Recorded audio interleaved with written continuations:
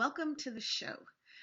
This is the Thursday night recording for the Friday show, and we are so delighted because we've got some really cool topics for you.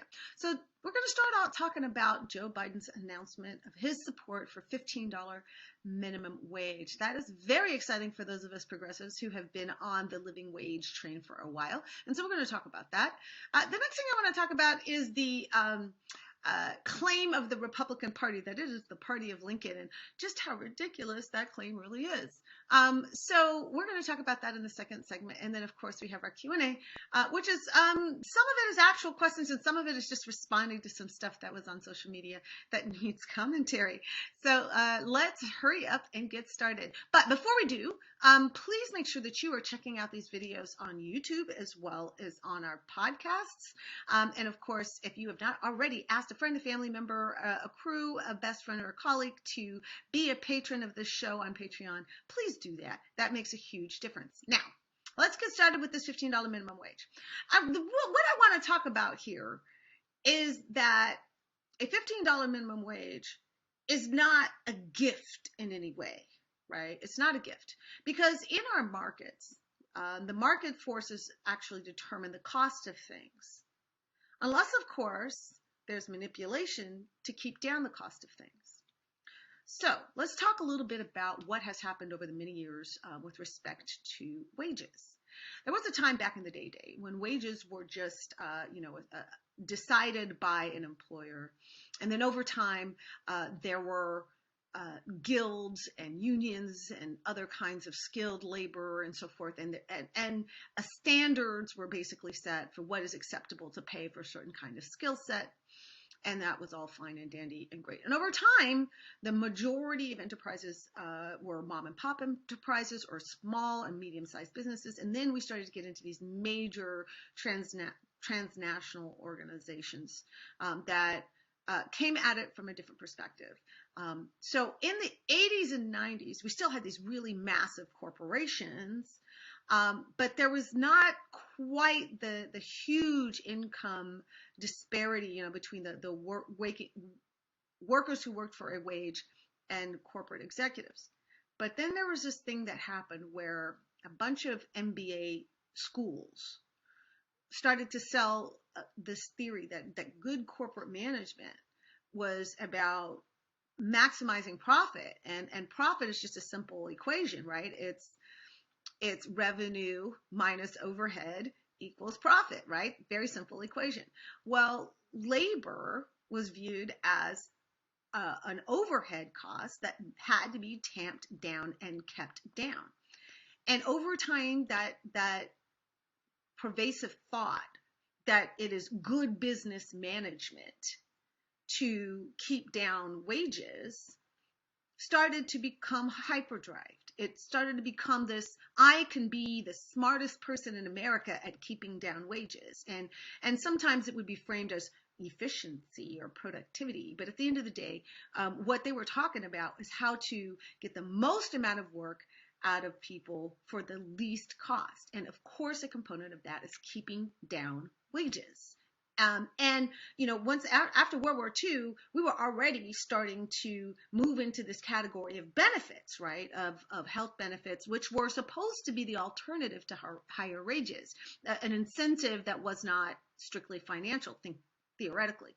Of course, as our healthcare costs escalated, the benefits part of a package started to get more and more costly and robust, as did things like defined benefit pension plans, where people had a defined amount of money that they planned on, check they would get every month as their pension.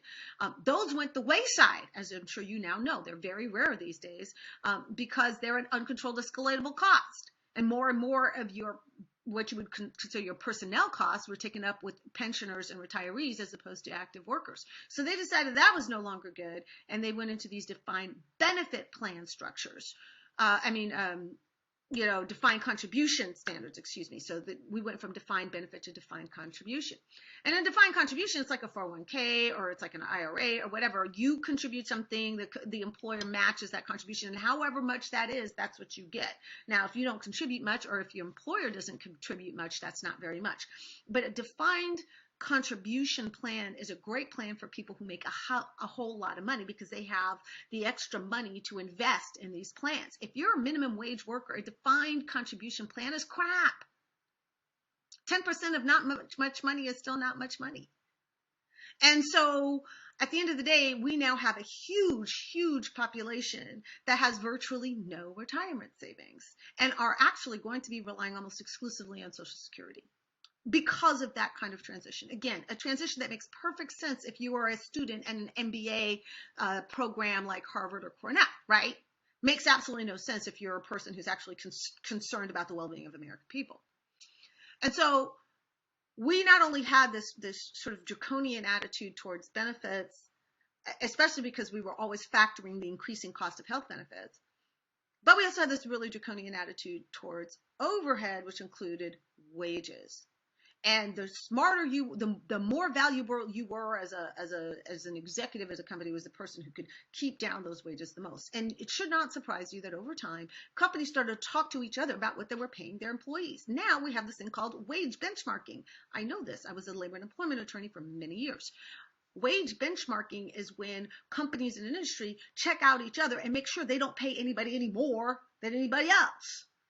It's not strictly collusion, but it's pretty darn close.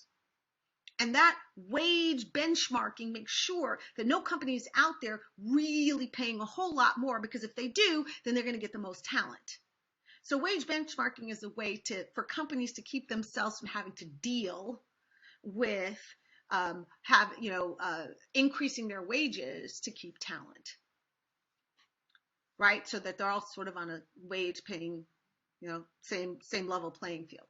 So that's one way that they suppress wages. Another way that they suppress wages is obviously kill off unions any way that they can, because unions would come in and say, hey, we're bargaining from what we had last contract and trying to increase it for the next contract. But if you don't have a labor agreement which sets the expectation that the next agreement is going to have a wage increase, then individuals come and go and the wages stay stagnant.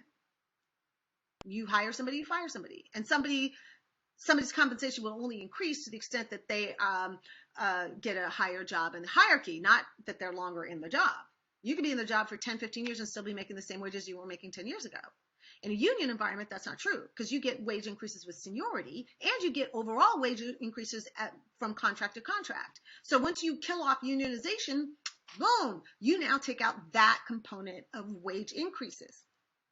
The last component that I think a lot of people may not be cognizant of is the hedge fundization of corporate ownership, which is its own kind of unique thing.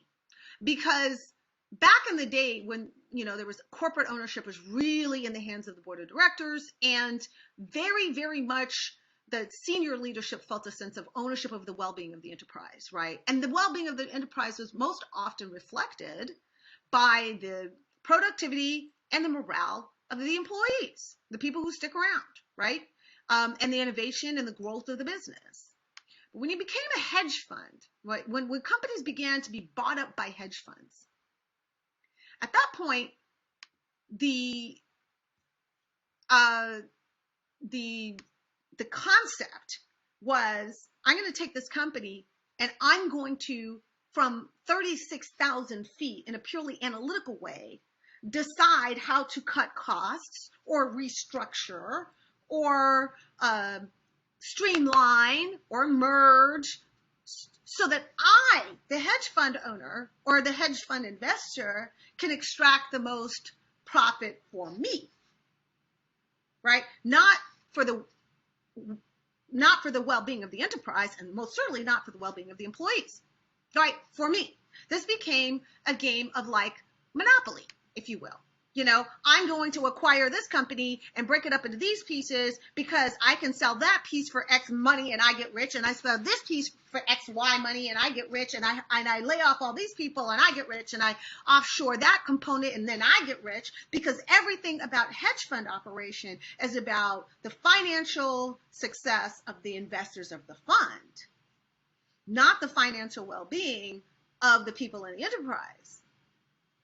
So it ought not surprise you that a shift occurred in which every decision that was made to the specific intent of keeping down wages.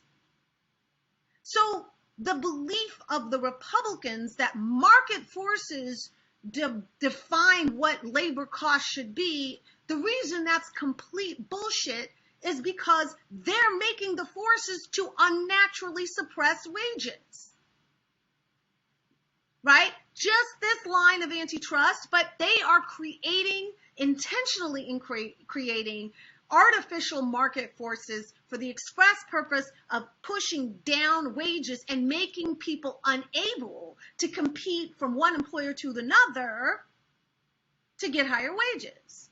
You take out the unionization element, you take out the productivity element, you disconnect the well-being of the company from the well-being of the employees, and then you get this perfect storm where you get quadrillionaires like Jeff Bezos who can make umpteen gazillion dollars and have a sea of employees that still need food stamps. That's how that happens. And when a market goes amok like that, it is absolutely the job of the government to step in and level the playing field, because that's what our government does. And it doesn't just do so for labor or wages. It does it in every other component of our market. We have very sophisticated regulatory schemes, very sophisticated anti-competitive, antitrust and competition schemes. We are very good at regulating our market in just about every way, from international business and bribery and transactions and mergers. We got all kinds of laws and regulations to police the market. Minimum wage laws are a component of what polices the market. And it has been a component that has been politically suppressed by the people who are doing the best under the system right now. And so I want to thank Joe Biden, the incoming president of the United States, for saying that there's something morally corrupt about a system that manages and keeps down and suppresses wages to below a poverty line when the productivity of those very same employees is as high as it's ever been. In fact, it's higher than it's ever been. People who are actual humans working at something are more productive now than they've ever been. And they're not bearing the fruits of that. They're not getting a part of that because the entire MBA orthodoxy is that they have that they're not valuable. They're only valuable to the extent that they produce the product or the service, but that, their well-being and their cost center is overhead that needs to be suppressed. And that's why we have to change wages. Because if you don't, what ends up happening is the taxpayers end up making the difference in programs, right? Food programs and housing programs and so forth. And in essence, what happens is that the taxpayers end up paying workers the difference between what they earn in their 8 hours and what they need to live, which essentially means that taxpayers are subsidizing employers who are running away with profits and leaving us with the tab to make up the gap for what that labor was really worth. Does that make sense? Thank you, Joe Biden. Let's talk about raising that minimum wage. $15 sounds exactly right to me.